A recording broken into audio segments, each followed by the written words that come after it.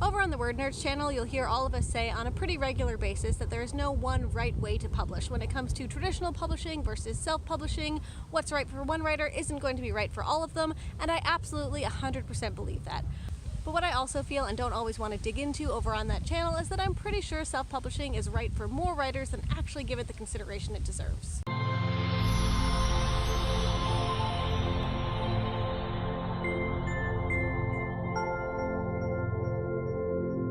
Hey guys, it's Kelly. Happy Monday. I'm pretty sure this is going to be a pretty writing-centric week over here on this channel because I have my first writing vlog coming up on Thursday, and today I want to really dig into the world of traditional publishing versus self-publishing because this is something I think about a lot.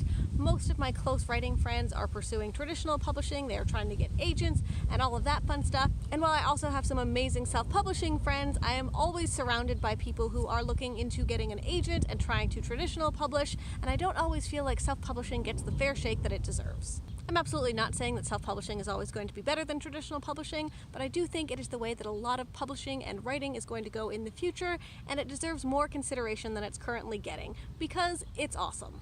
As a control freak, I was drawn to self-publishing pretty much as soon as I heard about it. I love being able to have a hand in every part of the process, basically shaping the book into what I want it to be. I also like not having to wait in order to publish on a traditional schedule, which sometimes means only one book a year. There are so many stories I want to tell, and even if I'm not telling them as perfectly as I could be, if I took years and years and years to hone every single story, this is the only way I'm going to be able to get through my entire backlog of ideas. I still, of course, take time and try to shape the book into the best thing it can be.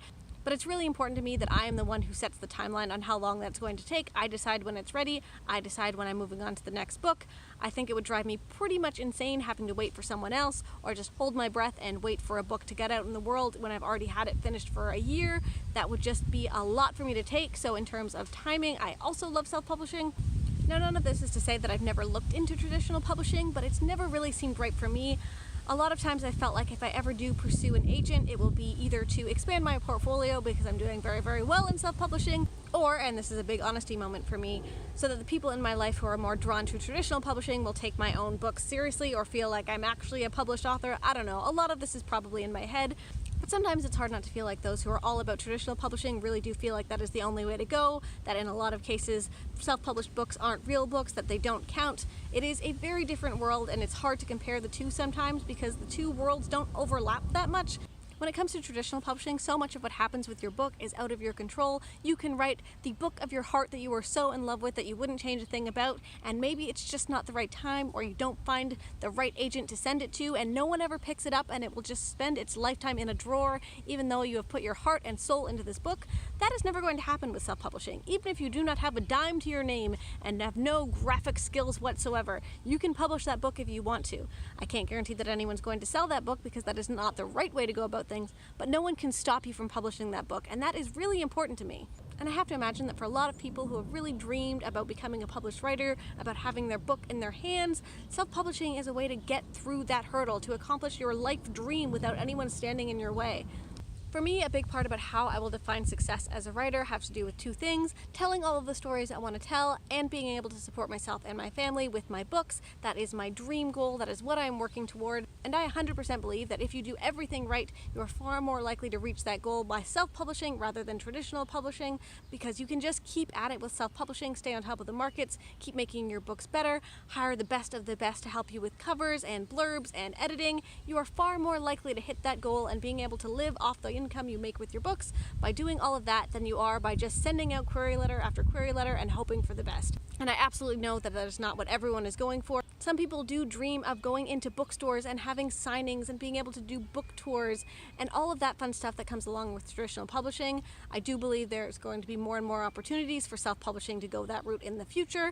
The industry is only growing. There are more and more successful authors who are going to have those opportunities because bookstores know readers are looking for their stories.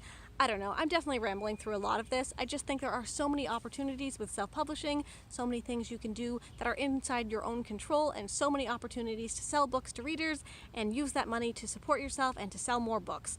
So it is just a win-win-win as far as I'm concerned. I think a best case scenario for a lot of people, probably myself included one day, is to do both, to have that income stream that you are controlling and that other one that has a lot of potential for big sales and movie deals and all of those dream things.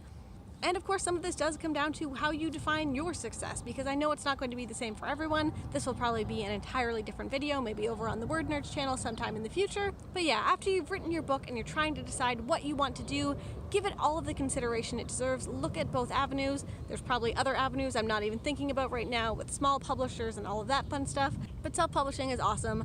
I think it's better for a lot of people. I think it is the way of the future.